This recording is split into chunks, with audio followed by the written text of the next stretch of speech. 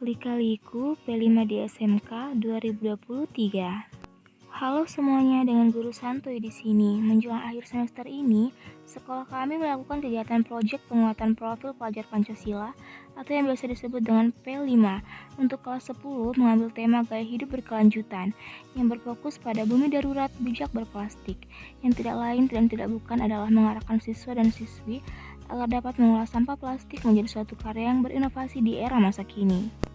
Tentu saja sebelum melakukan aksi P5 sesuai tema yang sudah dikoordinasi sebelumnya, ada banyak hal yang harus dilakukan terlebih dahulu. Mulai dari menjelaskan apa itu P5, apa itu limbah sampah plastik, macam-macam sampah organik dan non-organik. Kemudian setelah itu saya membentuk kelompok dalam satu kelas dibagi menjadi 5 kelompok.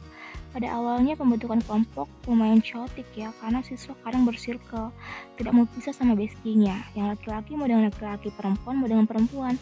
Tapi alhamdulillah setelah berbagai bujukan sana-sini, akhirnya jadi juga itu 5 kelompok dengan sepakat.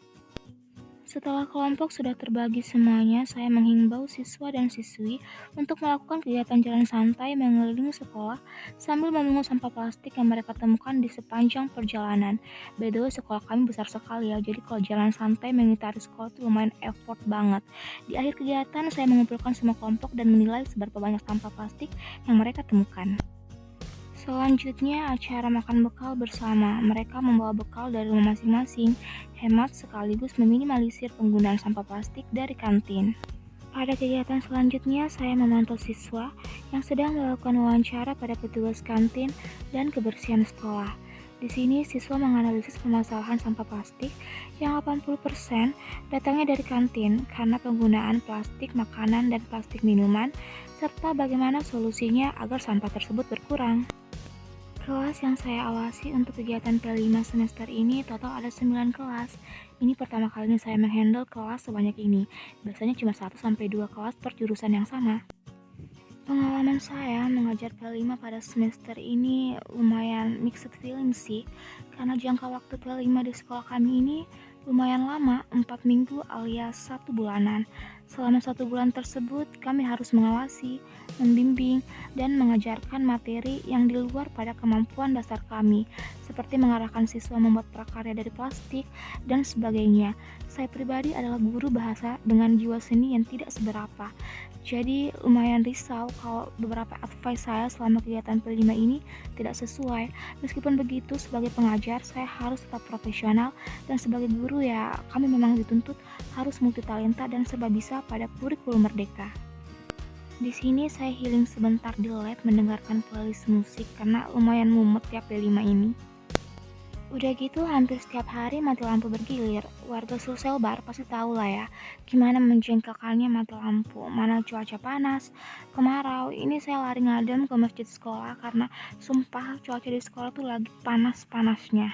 Ngadem di masjid ternyata panas juga, kayak angin gak ada. Tiap hari mesti deal sama yang namanya gerah, keringetan. Jadi ini saya terpaksa ngadem di depan lab sambil merhatiin siswa yang lagi sibuk P5.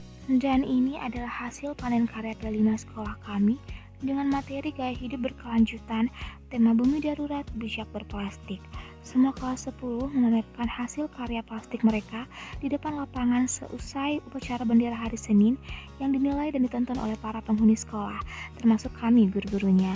Untuk hasil karya plastik dengan produk gaun, mereka memamerkan hasil desain rancangan gaun plastik mereka di tengah lapangan yang disambut antusias oleh para guru dan murid. Selain itu, acara panen karya P5 kami juga dirangkaikan dengan acara perayaan Hari Guru Nasional. Kami makan-makan, tukar kado, salam-salaman, dan sebagainya. Jujur, kegiatan P5 semester ini lumayan menguras tenaga, baik dari kami sebagai pendidik maupun siswa yang melakukannya. Tidak dapat dipungkiri, di sini kami saling memeras otak bagaimana caranya mensukseskan penilaian P5 ini.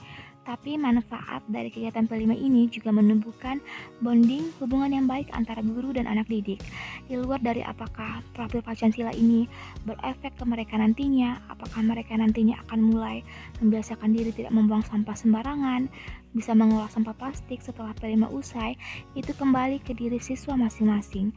Yang jelas sudah ada satu kegiatan bermanfaat dan inovatif yang mereka lakukan bersama dan mendapatkan hasil yang positif.